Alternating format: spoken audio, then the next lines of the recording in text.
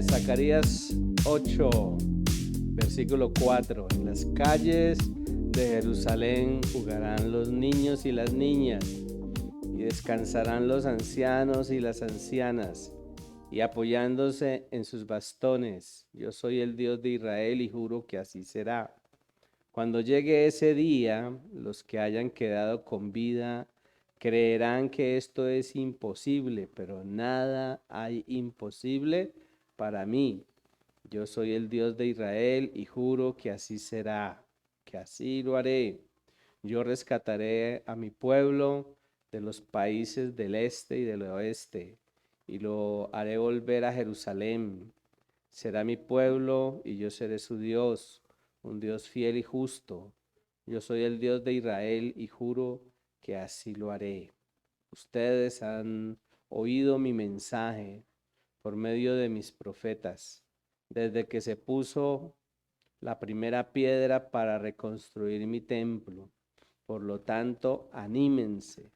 Antes de empezar la reconstrucción, no se les pagaba a los trabajadores ni se alimentaba a los animales. Por culpa del enemigo, nadie viajaba con tranquilidad y todos se peleaban contra todos. Pero ya no voy a tratar así a los que aún quedan con vida. Yo soy el Dios de Israel y les juro que así será.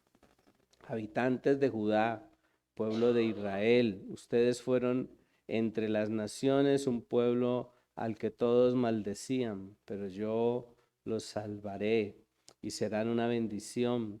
Sembrarán sus campos en paz y sus viñedos darán mucho fruto.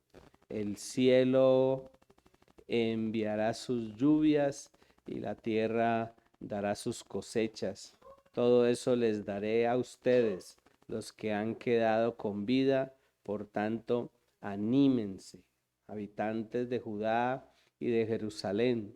Sus antepasados me hicieron enojar, por eso les destruí sin compasión.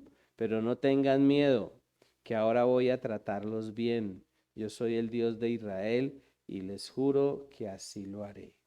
Estos son mis mandamientos. Digan siempre la verdad, procuren hacer la paz y traten a todos con justicia. No hagan planes malvados en contra de sus semejantes, ni hagan juramentos falsos, porque todo eso lo aborrezco. Yo soy el Dios de Israel y les juro que así es. El Dios Todopoderoso también me dio este mensaje. Habitantes de Judá, amen la paz y la verdad. Así serán muy felices cuando ayunen en el mes cuarto, en el quinto, séptimo y décimo. Será como si estuvieran de fiesta. Y es extraordinario todo este pasaje que leímos hasta aquí. Y lo vamos a dejar allí hasta el versículo 19. Y meditaba en esto de lo que venimos reflexionando acerca de Zacarías, todas estas visiones, todos estos mensajes que Dios le entrega a este pueblo. Y como vemos, siempre son mensajes de aliento, siempre son mensajes de esperanza en medio de situaciones complicadas, ¿no? En medio de situaciones difíciles. Cuando uno, cuando uno mira dónde está eh, el meollo de los asuntos, siempre uno encuentra algo especial. Y en la vida cristiana yo me preguntaba, bueno, ¿dónde está el meollo del asunto de vivir la vida cristiana como Dios nos demanda o como Dios quiere, como Dios desea? ¿Sí? Y, y esta es en el corazón. Sí, es el corazón la clave. Allí está la clave. Y por eso le coloqué como título a esta reflexión, allí está la clave. ¿Sí? Y es en el corazón donde está la clave. Aquí en este pasaje que acabamos de leer hay un contraste entre ese juicio que Dios ha advertido que se iba a dar si había desobediencia, si había rebeldía, si había pues actitudes contrarias a la voluntad de Dios, y pues Dios ejecuta su juicio, ¿cierto? Pero encontramos un contraste aquí y es entre el juicio, pero también esa futura restauración que Dios le ofrece a su pueblo. Y eso es una muestra de la bondad, de la generosidad, de la misericordia de Dios, ¿sí? Dios es bondadoso, es misericordioso, pero también es amoroso. Y todo esto pues muestra una serie de circunstancias que se han estado viviendo. Y cuando uno vive ciertas circunstancias, todo eso tiene que ser una motivación para uno generar cambio, para aprender a corregir y para empezar a vivir en rectitud. Y creo que esas son las lecciones aprendidas. Cuando uno dice aprendí la lección es porque esas circunstancias que uno ha vivido son motivaciones para que nosotros nos arrepintamos y para que nosotros caminemos o empecemos a caminar en rectitud. Pero también vemos a través de toda esta narrativa que vemos aquí en este pasaje la promesa de bendición de Dios, que es hacia el futuro, ¿no? Uno encuentra que Dios le dice, te voy a bendecir, pero uno no sabe cuándo llegará esa bendición. A veces las bendiciones uno las como que las condiciona al tiempo actual, ¿cierto? Uno a veces las bendiciones las condiciona a ciertos momentos. Uno dice, tengo que pagar la universidad y Señor, ahora necesito de tu bendición. Y no llega, ¿cierto? Pero Dios es fiel y misericordioso. Dios tiene promesas de bendición hacia el futuro y eso se los está recordando a su pueblo. Y otra de las cosas que yo notaba aquí es el hecho de la necesidad de enfocarnos en lo que está por venir y hacerlo con esperanza. Cuando uno hace esta narrativa y esta lectura y esta reflexión de lo que Dios va diciendo que va a hacer hacia futuro, eso lo anima a uno, eso lo motiva a poder perseverar, a seguir avanzando y sobre todo a desarrollar esperanza. Y como les decía ahora, de toda circunstancia difícil, de toda circunstancia difícil, hay una lección que hay que aprender. Y el Señor les está enseñando eso. Hay que aprender la lección, ¿sí? Aprenda la lección. Y dígale al que está a su lado, dígale, aprenda la lección. Nosotros necesitamos aprender la lección. A eso hemos sido llamados, ¿sí? ¿Y por qué aprender la lección? Y lo veía muy puntual aquí, ¿no? Yo lo veía muy puntual porque un grupo de personas, esta es una respuesta que el profeta Zacarías le está dando a un grupo de personas, ¿recuerdan? Ellos vienen de Betel, llegan acá a Jerusalén, vienen a consultar a Dios y a los profetas y a decirles, bueno, ya han pasado 70 años, hemos estado ayunando, hemos estado eh, en lamento, en duelo, periódicamente. ¿Y será que seguimos así? ¿Será que seguimos ayunando? Y de toda la respuesta que Dios ha venido dando desde el capítulo 7 a este grupo de personas, aprovecha el Señor y los exhorta, ¿sí? y les dice, ustedes han ayunado, pero han ayunado para ustedes, ¿sí? Ustedes no han ayunado porque yo les dije que ayunaran. Y ustedes han hecho las cosas porque las quisieron hacer, pero ahorita están renegando y están lamentándose. Y Dios exhorta. Pero encontramos aquí que Él también enfatiza sobre las lecciones aprendidas. Y una de las cosas que yo veo que enfatiza aquí la palabra del Señor es el tema del legalismo religioso. Y es el hecho de que el legalismo religioso no trae ningún provecho. Una de las cosas que yo noto entre líneas allí que Dios les hace resaltar es eso, ¿no? ¿De qué le sirve a usted estar ayunando? ¿De qué le sirve a usted estar, sí, orando? ¿De qué le sirve a usted estar evangelizando? Haciendo todo el ejercicio espiritual si usted no tiene el corazón para Dios. Si usted no lo hace con el corazón correcto, ¿sí? Y por eso eh, el tema, ¿cierto? Allí está la clave, en el corazón, ¿sí? En el corazón está la clave. Y hacer esos ejercicios espirituales sin el corazón correcto, ¿qué genera? Queja, ¿sí? Porque llevaban 70 años haciéndolo y no veían la respuesta de Dios.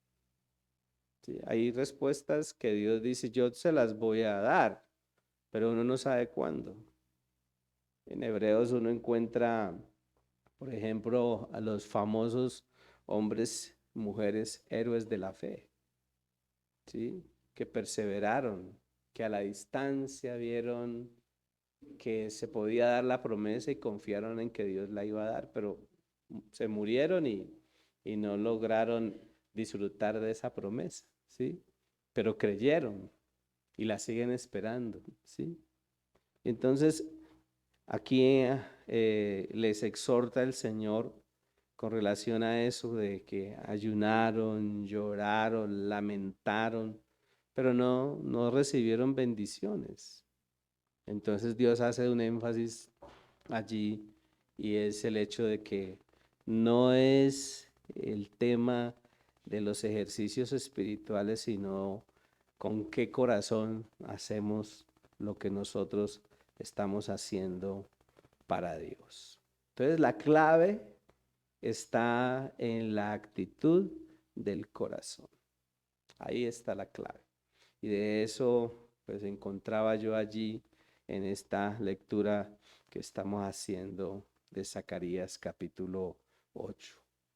Y encontraba tan claro eso que cuando el corazón está bien con el Señor, lo que hagamos estará bien para el Señor.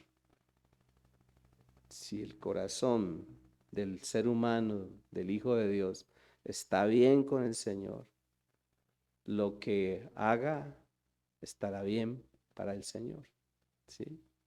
Y esa es la clave. Usted dice, no, es que yo estoy haciendo esto para la gloria de Dios, pero no lo está haciendo con una actitud correcta, con un deseo correcto, con un pensamiento correcto, ¿sí? Porque a veces hay gente que dicen, sí, hágale, hágale, ¿no? Y como en las películas, ¿no? Le ponen ahí le ponen ahí la fuerza para que no lo haga, para que no le vaya bien, ¿cierto? Entonces miren que también nos muestra acerca de sus propósitos, eh, la promesa de cambiar el corazón, ¿sí? Y la esperanza de la venida del Mesías. Ahí nos habla acerca de la esperanza de la venida del Mesías, que Jerusalén sería establecida como el trono del reinado del Mesías. Nos habla de la promesa de cambiar el corazón, de la promesa de toda esa restauración social, espiritual, de el establecimiento del reino de Jesucristo. De eso nos habla allí esta porción que estamos leyendo. Y leyendo en otra versión, en la Nueva Traducción Viviente, en el versículo 4 dice, el Señor de los ejércitos celestiales dice, nuevamente los ancianos y las ancianas caminarán por las calles de Jerusalén apoyados en sus bastones y se sentarán juntos en las plazas de la ciudad y en las calles de la ciudad se llenarán de niños y niñas que juegan. Tremenda esa expresión de paz, de tranquilidad, de armonía que se ve allí. Y esto es futuro, ¿no? Es hacia el futuro, de que sus promesas de restauración se van a dar, pero que se dan es cuando se establezca el reinado del Mesías. Por eso una de las características que debe definir a un cristiano es la perseverancia. Nosotros debemos perseverar y perseverar en todo, ¿sí? Llamados a perseverar en todo lo que Dios dice que debemos hacer. Y que si perseveramos en la oración, debemos orar, perseverar y orar, ¿sí? Con un corazón genuino, sincero, ¿sí? Llamados a perseverar en todo lo que nosotros hagamos, en compartir el mensaje del Evangelio a todas las personas y hacerlo con el corazón, ¿sí? Como nos compartía Cristinita, ¿cierto? De estar dispuestos a hacer nuestro papel, nuestra labor, de no quedarnos quietos, callados, de levantar la voz de clamor por esta nación que tanto necesita del Señor. Y esos propósitos de Dios, como nos lo muestra allí, son firmes y no cambian. Y cuando uno entiende que los propósitos de Dios son firmes y que no van a cambiar, pues se van a cumplir. Todo esto que hay aquí se va a cumplir. Y se va a cumplir, ¿por qué? Porque es Dios revelando, ¿sí? Dios mostrando desde este momento a futuro, mostrando lo que va a suceder, ¿sí? Es como cuando uno dice, no he ido a ver la película, pero ya me contaron cómo va a ser el final, ¿sí? Y aquí Dios está mostrando lo que va a suceder. Él lo está mostrando y eso debe generar esperanza, ¿sí? Una vida de tranquilidad, una vida de paz, una vida de seguridad está mostrando aquí. Dios aquí está revelando lo que se verá en el futuro. Más adelante en el versículo 6 vuelve y dice, el Señor de los ejércitos celestiales dice, ahora todo esto puede parecerles imposible a ustedes que son el pequeño remanente del pueblo de Dios, pero será imposible para mí, dice el Señor de los ejércitos celestiales. El Señor de los ejércitos celestiales dice, pueden estar seguros de que rescataré a mi pueblo del oriente y del occidente. O sea, Dios promete y cumple, ¿cierto? Entonces, ¿vale la pena perseverar y esperar? Vale la pena perseverar y esperar. Y ese es un eslogan que usted debería estarse repitiendo todo el tiempo. Vale la pena perseverar y esperar. Y todos los días cuando uno se levanta, ¿cierto? Vale la pena perseverar y esperar. Dios hará justicia. Nosotros tenemos que hacer nuestra parte, no nos podemos quedar ahí quietos, ¿cierto? No nos podemos quedar ahí impávidos ante la injusticia, ante las situaciones de equivocadas del hombre, ¿no? Tenemos que actuar conforme a lo que Dios nos dice en su palabra, no solamente orar, ¿no? Sino también actuar conforme a la justicia de Dios. Y Dios dice que se revela para que veamos lo que en el futuro va a darse. Lo importante de todo esto es entender que su salvación es segura, ¿sí? La salvación que Él nos ofrece es segura y Dios siempre nos motiva a que nosotros nos limpiemos. Y ese pasaje es una motivación de parte de Dios. Él quería que ellos se limpiaran, ¿sí? Y por eso enfatiza aquí en esta escena que ellos ya están viendo que el templo de Zorobabel ya está reconstruyéndose, se ve bonito, hermoso, elegante, que es un símbolo de la realidad espiritual de la ciudad y de la nación, ¿sí? Pero ellos tienen que participar en esa restauración. Y eso nos sucede a nosotros también en la actualidad. Dios desea de nosotros que seamos un pueblo santo, que generemos limpieza, que tengamos conciencia de los errores, de las equivocaciones, de las malas decisiones. Pero ante todos esos errores, equivocaciones y malas decisiones, ¿qué debemos hacer nosotros? Pues generar el cambio que necesitamos generar, hacernos dependientes de Dios, no alejarnos de Él. El llamado de Dios allí es a que no nos alejemos. Uno puede estar en el templo, pero alejado de Dios. Uno puede estar haciendo el ritual, ¿cierto? ¿Pero qué? Alejado, alejado de Dios. Y Dios no quiere eso. Entonces hay unas implicaciones para ese futuro glorioso. Y ahí más adelante, en el versículo 11 dice, pero ahora no trataré de al remanente de mi pueblo como lo hice antes, dice el Señor de los ejércitos celestiales, pues estoy plantando semillas de paz y prosperidad entre ustedes. Las vides estarán cargadas de fruta, la tierra producirá sus cosechas y los cielos soltarán el rocío. Una vez más yo haré que el remanente de Judá y de Jerusalén herede estas bendiciones. Y es hermoso, ¿cierto? Que Dios manifiesta que va a bendecir, que va a bendecir. Y pues aquí habla de esas implicaciones para ese futuro glorioso y habla de la necesidad de renovación, de restauración, de vivir en rectitud, y de que entendamos, Dios no bendice ni la rebeldía ni la flaqueza espiritual, ¿sí? Ni la rebeldía ni la flaqueza espiritual la bendice Dios. Él dice ahí en el versículo 13, entre las demás naciones, Judá e Israel se convirtieron en símbolo de una nación maldita.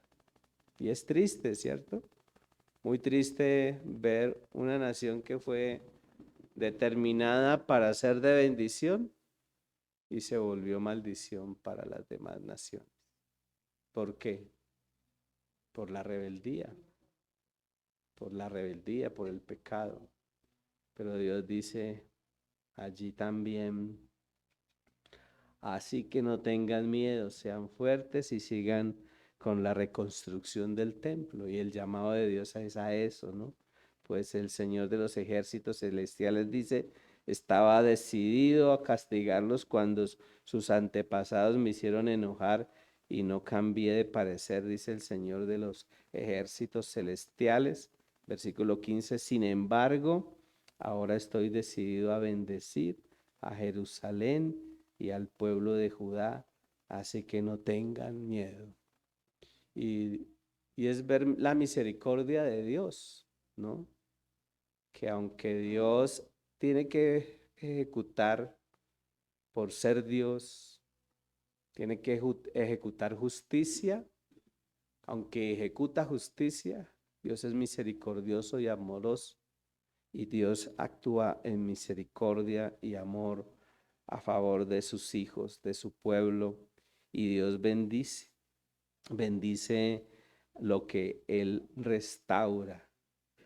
Ahora, ¿qué es lo que nos dice ahí que hay que hacer? Versículos 15, 16 en adelante. Dice, sin embargo, ahora estoy decidido a bendecir a Jerusalén y al pueblo de Judá, así que no tengan miedo, pero ustedes deben hacer lo siguiente, dice en el versículo 16. Digan la verdad unos a otros. Una de las cosas que debe caracterizar al Hijo de Dios, al pueblo de Dios, a cada uno de nosotros es la verdad. ¿Sí? Qué triste ver las noticias, ¿no? Qué triste ver los medios de comunicación saturados de gente que debería representarnos no solamente a nivel local, nacional e internacional, diciendo mentiras, ¿cierto? Actuando equivocadamente. ¿Y qué de los hijos de Dios, cierto? ¿Y qué de los hijos de Dios? Cuando uno está desconectado de Dios, uno hace unas embarradas impresionantes. Pero aquí dice, pero ustedes deben hacer lo siguiente. Digan la verdad unos a otros. En sus tribunales pronuncien veredictos que sean justos y que conduzcan a la paz. La justicia, equidad, justicia. ¿Sí? Pero cuando se actúa correctamente, ¿ya? Cuando actuamos correctamente, no tramen el mal unos contra otros, dejen de amar el decir mentiras y jurar que son verdad. Yo odio todas esas cosas, dice el Señor. Entonces aquí está él enfatizando de que bendice lo que él está restaurando, pero hay que actuar conforme a sus deseos. Hay que proclamar, hay que practicar la verdad, hay que actuar en favor de nuestro prójimo y en la medida en que nosotros obramos conforme a su voluntad, Él entonces hará que lo que nosotros hagamos sea algo de gozo, ¿sí? Y como dice ahí en el versículo 19, el Señor de los ejércitos celestiales dice, los ayunos tradicionales y los tiempos de luto que han mantenido al principio del verano, en pleno verano, en el otoño y en el invierno, ahora han terminado. Se convertirán en festividades de alegría y celebración para el pueblo de Judá, así que amen la verdad y la paz. ¿Sí? Y ya es gozo, es alegría. Y todo esto es futuro, ¿cierto?